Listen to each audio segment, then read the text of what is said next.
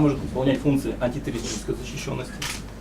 Как правило, рубежи были расположены таким образом, чтобы фактически весь город Сыктывкар перекрыть. Добровольные дружинники знакомятся с работой системы видеонаблюдения. Именно она зачастую помогает правоохранителям раскрыть преступления.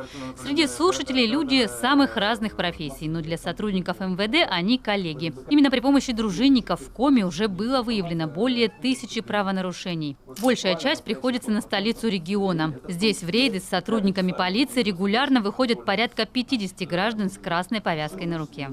Совсем недавно получилось так, что мы приехали на вызов, был шум в квартире, там, получается, несовершеннолетние снимали квартиру и распивали спиртные напитки.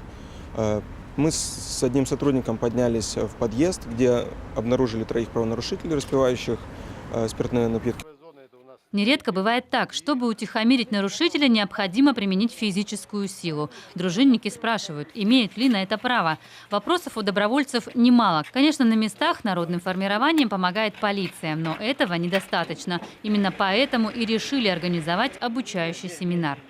Это повышение эффективности их работы, повышение эффективности взаимодействия с органами внутренних дел, с другими правоохранительными органами, может быть, более активное участие не только в охране общественного порядка, но и в других мероприятиях, связанных с поиском без вести пропавших и так далее. Подготовка к работе, в том числе народных дружин, в условиях, например, чрезвычайных ситуаций. А у нас такие вводились на территории Республики Коми. Связано было это с весенним половодьем. Возможно, чрезвычайные ситуации будут в будущем вводиться в связи с лесными пожарами. В роли педагогов выступают сами сотрудники полиции. Они проводят мастер-классы, учат оформлять документы, рассказывают о мерах личной безопасности, правилах оказания первой медицинской помощи пострадавшим, а также об изменениях в законодательстве, в том числе и грядущих. Парламентарии Коми, например, намерены ввести на уровне региона обязательное страхование народных дружинников. Депутаты считают, это позволит увеличить ряды добровольцев. Я могу сказать, что, работая в Сыктывкарском еще государственном университете, мы создавали так называемые опердружины, которые работали на территории вузов. И сегодня каждый вуз такие дружины, в общем-то, имеет.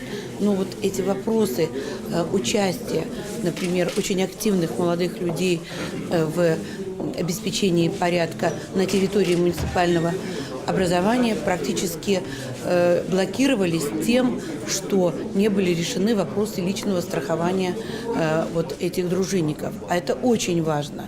И сегодня, когда мы это решим, я думаю, что вопросы формирования, они выйдут вообще на совершенно новый уровень. Материальный стимул – еще один важный фактор, который поможет привлечь добровольцев в народные дружины.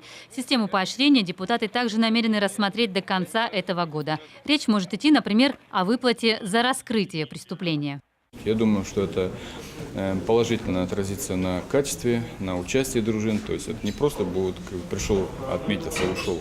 А действительно будет заинтересованность в деятельности, действительно будут люди обращать внимание, не мимо проходить тех правонарушений, а действительно участвовать, обращать внимание на то зло, которое есть у нас, даже начиная от курева, распития алкогольных напитков, нахождения в непристойном виде. То есть я думаю, что это положительно повлияет на, в общем, криминогенную обстановку. Впрочем, предложений еще масса. Их дружинники обсудят уже за круглым столом. Самые активные поделятся опытом с начинающими коллегами. В Троицко-Печорске, например, добровольцы начали работать только в мае этого года. Ольга Коняева, Елена Кононова, Вячеслав Беспалов, телеканал Юрган.